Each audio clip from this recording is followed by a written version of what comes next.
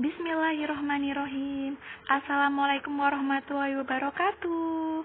Berjumpa kembali bersama Bu Rani dalam mata pelajaran Bahasa Indonesia. Kali ini Bu Rani akan membahas tentang teks cerita fantasi untuk kelas 7.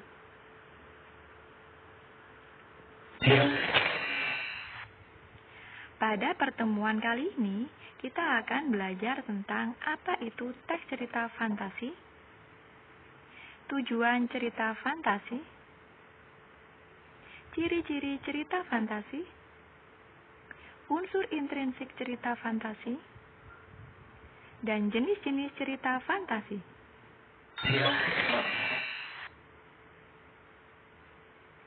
Teks cerita fantasi adalah teks yang dibangun menggunakan alur cerita yang normal, namun memiliki sifat imajinasi dan khayalan semata.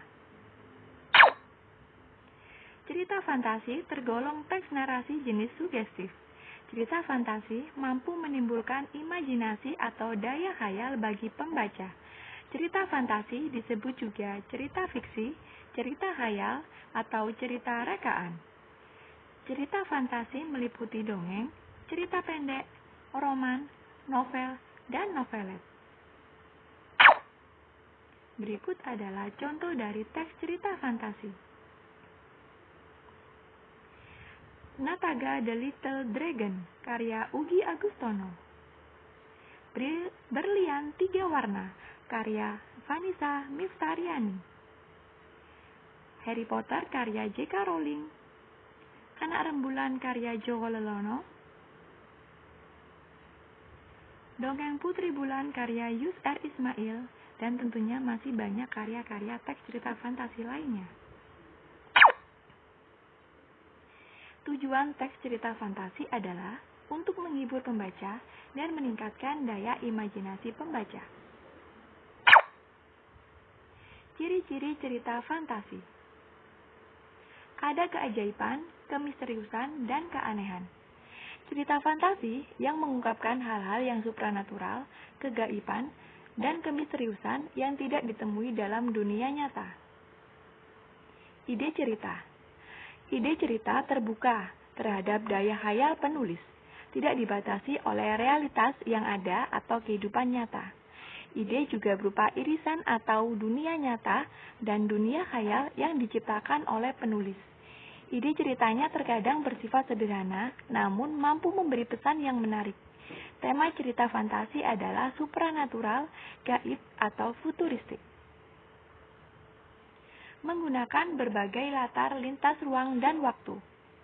Alur dan latar cerita fantasi memiliki khas.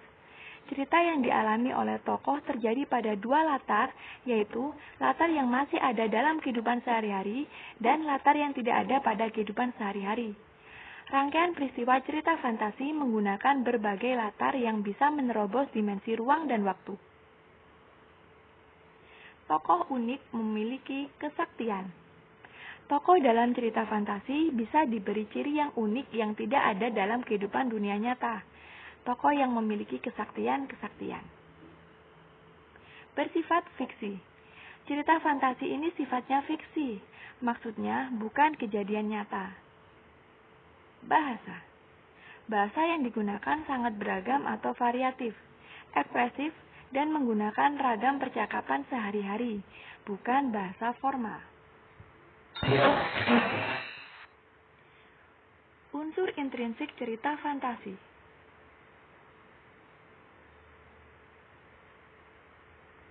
Yang pertama, tema, yaitu ide yang paling mendasar yang menjadi acuan untuk mengembangkan suatu cerita. 2. Alur, yaitu rangkaian cerita berupa peristiwa-peristiwa yang tersusun dan saling berkaitan satu sama lain. 3. Tokoh dan penokohan, yaitu pemeran atau pelaku di dalam suatu cerita beserta karakter atau sifat yang dimilikinya. 4. Latar, yaitu tempat, waktu, dan suasana yang menjadi latar belakang suatu cerita. 5. Sudut pandang, yaitu posisi pengarang dalam membawakan suatu cerita. 6.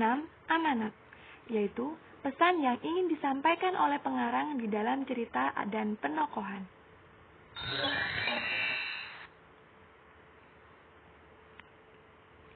Jenis-jenis teks cerita fantasi dibagi menjadi dua.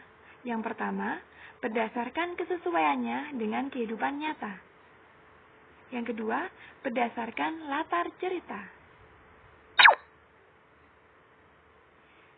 Berdasarkan kesesuaiannya dengan kehidupan nyata, cerita fantasi terbagi menjadi 1. Cerita fantasi total, yakni cerita fantasi yang seluruh cerita berasal dari imajinasi dan tidak terjadi di dunia nyata. Yang kedua, cerita fantasi irisan, yaitu cerita fantasi yang masih menggunakan nama tokoh, nama tempat, atau peristiwa yang pernah terjadi di dunia nyata. Berdasarkan latar cerita, cerita fantasi terbagi menjadi 1. Cerita fantasi sezaman, yakni cerita fantasi yang menggunakan satu latar waktu. Contohnya, masa kini, masa lampau, atau masa depan. Yang kedua, cerita fantasi lintas waktu, yakni cerita fantasi yang menggunakan dua latar waktu yang berbeda. Contohnya, masa kini dan masa lampau, atau masa kini dan masa depan. Anak-anak, sampai di sini dulu perjumpaan Bu Rani. Tetap semangat, belajar di rumah, dan tetap sehat. Terima kasih, sampai jumpa di pertemuan selanjutnya. Semoga pembelajaran kita hari ini dapat bermanfaat bagi kalian semua. Wassalamualaikum warahmatullahi wabarakatuh.